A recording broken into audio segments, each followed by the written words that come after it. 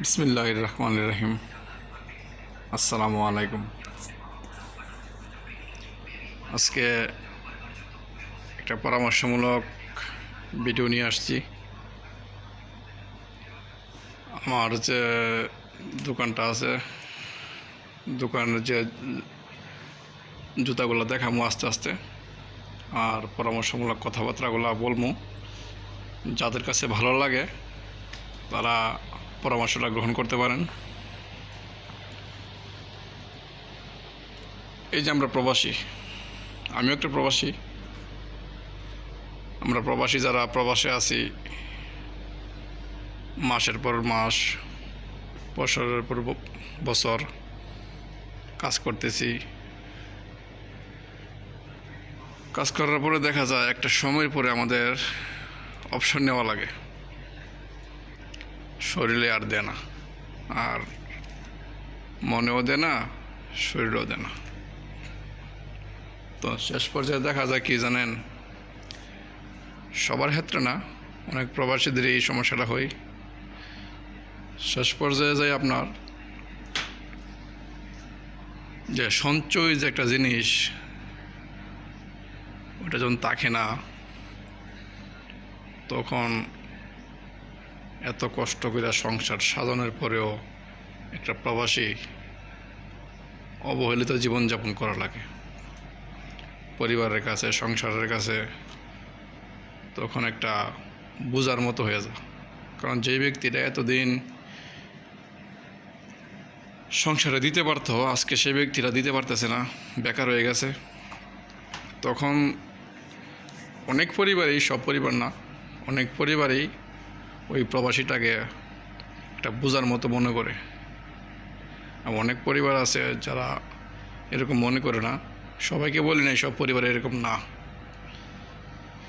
তাই এখন আমরা যারা প্রবাসে আছি, তারা যদি প্রবাসে থাকাকালীন অবস্থা অল্প অল্প টাকা সেভ করি, তাহলে দেখা যাবে যে আমাদের মোটামুটি প্রবাস লাইফটা শেষ করার পরে ভালো একটা অ্যামাউন্ট আমাদের কাছে থাকবো। তাইলে আমরা আর অবহেলিত পাত্র আর নাও হইতে পারি। আর সব কিছু তো উপরওয়ালার হাতে, আল্লাহ পাকের হাতে। কার সম্মান, ইজ্জত, হায়াত, রিজিক, মৌত সব তো আল্লাহ পাকের হাতে। চেষ্টাটা করাই। এই যে অনেক প্রবাসী আছে, আমরা অল্প বেতনে চাকরি করি, ওইটার থেকে সেভ করা কষ্ট হয়ে যায়, সেভ করা যায় না। তা আমার একটা পরামর্শই, আমি যেটা করি, বা আমার যে বন্ধুবান্ধব আছে তাদেরকে নিয়ে আমি যেটা করি, এই পরামর্শটা এটা যে বেতন দেখা অল্প কিছু টাকা আপনারা যারা বন্ধুবান্ধব আছেন, 5 জন, 10 জন, 7 জন, যাদের যেরকম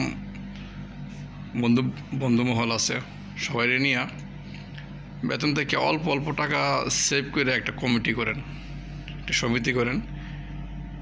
এই সমিতির যে এক মাসে একজনে নেন, একটা ডর মতো করেন, ডর মতো কইরা এক মাসে আপনি নেন, আরেক মাসে আরেকজনটা দেন, এভাবে সিরিয়াল বাই সিরিয়াল প্রত্যেক মাসে এক এক দোস্ত, এক এক বন্ধু